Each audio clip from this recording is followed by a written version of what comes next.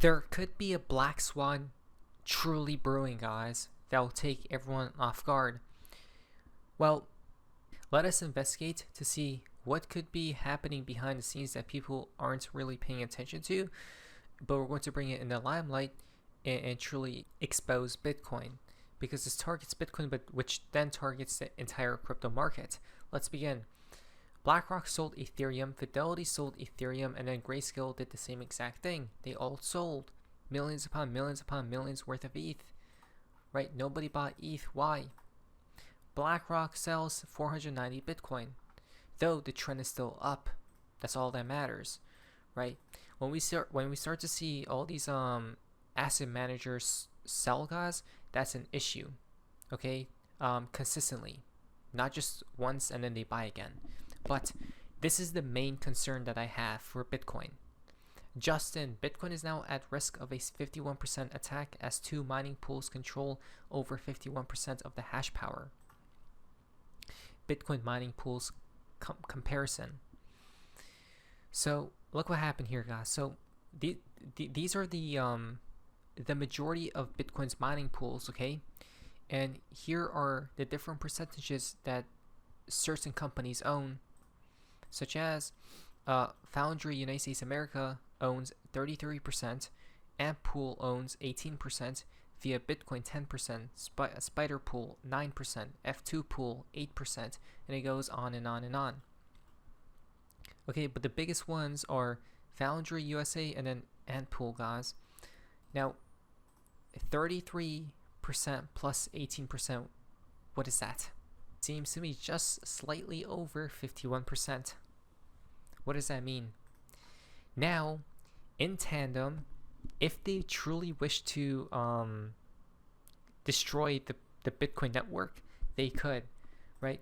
These two pools will have to attack the network simultaneously. Here comes Jacob King. Foundry USA just mined 8 blocks consecutively. This is extremely alarming. Even many Bitcoiners I know are starting to panic. I've been warning people for years, Bitcoin is dangerously centralized. A tiny group of miners and insiders dominate both the network and its price. This is just more proof. Foundry USA, all these blocks, guys, were mined by this pool. Okay, that's an issue. So is Bitcoin centralized?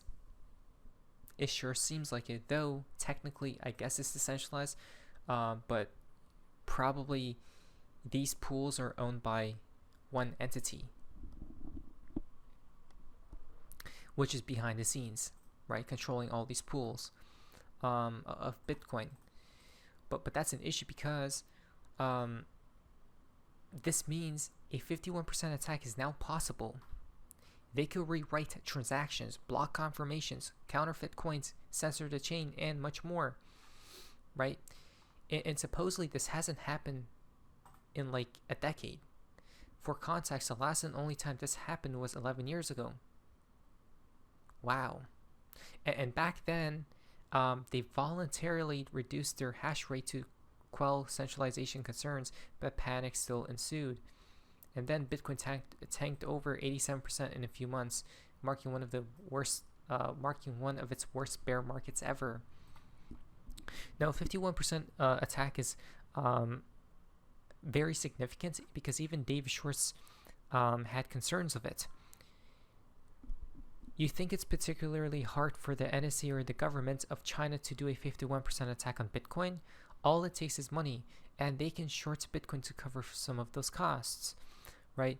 So it's basically, I think, I'm not too much in the know on this topic, but if they were to destroy Bitcoin, the Bitcoin network, guys, they would technically, basically, cannibalize themselves as well, right? They will destroy themselves because these miners are mining Bitcoin to make a profit off of it, right? They do it for the long term. So if they were to do a 51% attack, they're basically going to stab themselves in the chest, right? And they're going to cannibalize themselves and each other. So all it takes is money. But the thing here is, even if they were to do that, right, and then they will destroy themselves, not really, because on the back end, they could literally short Bitcoin to hell, right? Which would cover some of those costs, as David Short says right here. But again, who would do such a thing, right? There needs to be some serious, like some serious evil entity that will do such a thing to Bitcoin, right? To destroy it completely. But what's really odd to me is on the charts of Bitcoin, it actually shows that it's possible to destroy Bitcoin, and this is on the charts. Now the price action that we see here was, I think, a year or so ago. It doesn't show the time frame, okay? But if you look at the chart of Bitcoin, what do you guys notice?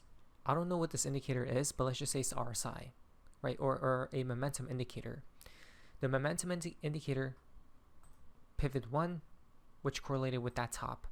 Number 2, this pivot. Number 3, this high. And number 4, we don't need to do that because, you know, the bull market is still running, so probably it went something like this. The next high is probably up there, right? I'm not quite sure. What is that? A decade-long bearish divergence. A decade-long bearish divergence. Okay, where price is going higher throughout time, but the indicator is going lower throughout time, which means momentum is cooling down, right? Which in turn means that if this bearish divergence of a decade plus were to play out, minimum, I think we're gonna go under. Was this 3K, right? I think that was 3K if I'm not mistaken. So minimum we're gonna go down there, but honestly I think we're gonna go here, right? And that's probably, I think, in the hundreds of dollars range. Okay, so it's funny to me that there could be some narratives brewing, right, which will materialize Bitcoin going to hundreds of dollars in a not too distant future. But that's when the collapse occurs, right? I don't think it happens right now. But then there's something even more serious happening that you must pay attention to, and it comes back to Michael Saylor, okay? And this is where it gets a little bit strange or creepy or devilish. The Ponzi is beginning to unravel.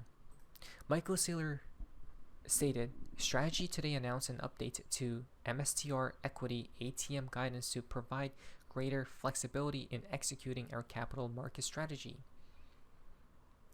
Above a 4.0x MNAV says Strategy will actively issue MSTR to acquire Bitcoin. Between a 2.5 to 4x MNAV, they'll still issue their shares, MSTR shares, to acquire Bitcoin. And then below a 1 MNAV, Strategy will consider issuing credit to repurchase MSTR. And then there's a below 2.5x there too. Now I don't really know what this is because I'm not I don't know much about stocks.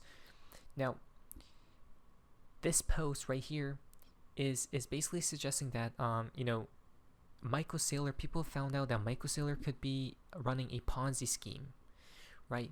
Where basically he's issuing more MSTR shares to buy more Bitcoin, right? He's diluting shareholder value, guys. They're basically relying on new investors to buy their shares, right?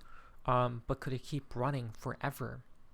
Now, they're trying to increase the number of MSTR shares in the market to raise capital, which is then used to purchase additional Bitcoin. Okay? But the issue there is there's a dilution process happening where MicroStrategy issues more of its own shares. They are selling additional stock to investors. But my question is, who's going to be buying their stocks? Right? I guess the people who are bullish on Bitcoin, because it seems like MicroStrategy's leverage Bitcoin. Right? So if Bitcoin is doing good, MicroStrategy is too. I was gonna search up MicroStrategy. Shall we search up its stock? So this is basically my first ever time seeing this stock, guys. Yeah, it just looks very volatile, doesn't it, compared to Bitcoin? Yeah, definitely. Oops, can we go back? No, we can't, so we gotta type it back. So it seems like that's what's happening, where they're issuing more MicroStrategy, right, shares, so they can raise capital into buying more Bitcoin, right? So it's like siphoning capital guys around from the stock market to the crypto market, if I'm not mistaken, right? Again, this is my first time really paying attention to what's happening here with MicroStrategy. If you, for example, owned 1% of the company before the issuance, right, of MicroStrategy, your ownership might decrease to, say, 0.9% after more shares are issued, assuming you didn't buy additional shares, right? So I guess the supply gets bigger, is my understanding here. Now, I think their goal of doing this, though, right, of issuing more shares, is to raise capital and then to use it for various purposes, which is to buy more Bitcoin, right? Which they believe that Bitcoin will do very well in the long term, and people will make a lot of money, right? So it's all about faith here. So basically, now he could dilute shareholders anytime it benefits him. Interesting. These two crypto Ponzi schemes are beginning to collapse, or about to collapse.